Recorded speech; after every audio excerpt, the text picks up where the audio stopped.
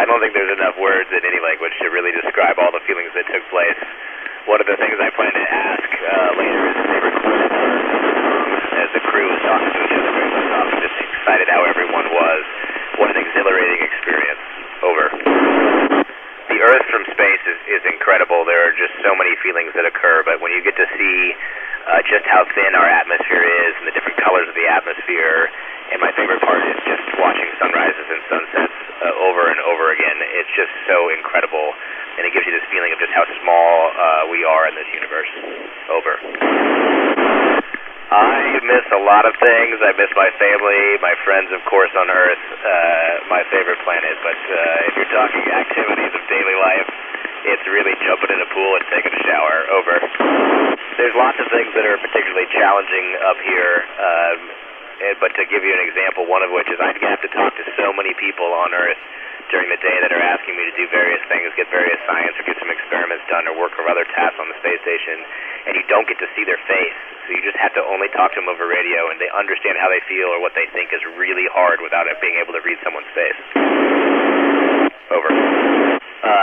I think cultural diversity is great. It can slow things down at times, but ultimately I'm a big believer in diversity of experience.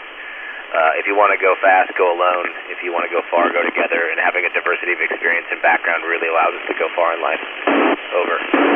I've only been here a month, so I've got 5 months to go. But the most interesting scientific experiments have been the ones we've done on the humans themselves. So we are part of the science experiments, and I got to mess around with a crewmate as we put a blindfold on and got to evaluate their vestibular system. So it's been super fascinating to be on the science, and that's the science of ourselves in space.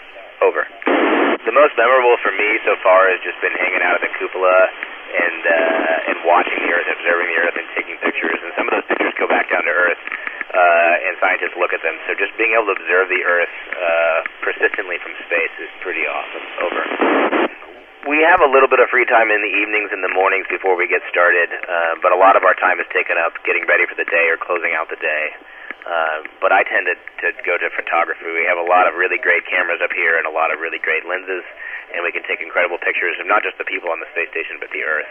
I really enjoy taking pictures of people when they're doing their jobs and they're not really aware that you're there. And that's kind of what we do with it. Each of us have different hobbies. Over. Well, that's actually a great question. In space, for me, and on Earth, I drink lots and lots of water, so much so that my crewmates make fun of how much water I drink. And I've continued drinking that much water here in space. With regards to hunger, I found that I actually don't eat as much up here, and that's true for many people. Most folks don't eat as much food in space as they do on Earth. They just don't feel that hunger. They feel full much faster. Over. Another great medical question you should be asking my crewmate Doc Barrett, who's an expert in this, but organs very much do move in the body. In fact, here in about an hour or two, I'm going to go do an ultrasound, and we're going to look at the organs inside my body, and my crewmates right now are doing ultrasounds on themselves, and they're looking in the organs in their body, and we have found that sometimes they're hard to find because they've shifted up. They're not used to having gravity pull them down, so sometimes the organs do in fact shift inside the body. Over. Yeah, the short answer is yes, but we do that, and we talk about it, and we work about having open communication with each other. We spend a lot of time on the ground training and preparing for just that same scenario and discussing how to deal with it. So the answer is yes, but we work on it.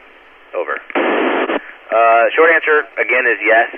There is a growing danger, but we're also getting better and better and better at tracking it. So we have a lot of really good people around the planet from multiple countries using sensors to track space junk and keep track of where it is. And in fact, sometimes if we see space junk that might hit the space station, we're able to move the space station with our thrusters and get out of the way. It's pretty awesome because we're all working together on this problem. Over. Well, I mean, you restricted me to a planet, so I'm going to have to say Mars. But if you wanted to say like a planetary body, yeah, I think some of the moons around Jupiter could get really fascinating. I think you can go read about Europa and some of the missions we're doing to that moon that orbits Jupiter. But I think if you restrict me to a planet, it's going to have to be Mars. Over. There's a saying, rising tide raises all boats.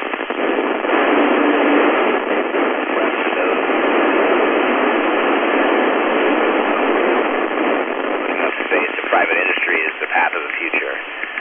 It's a way to open it up and move it on. So it's a really, really good positive impact. Governments exist to spend money on things to move us farther and deeper, and then private industry always follows. It's been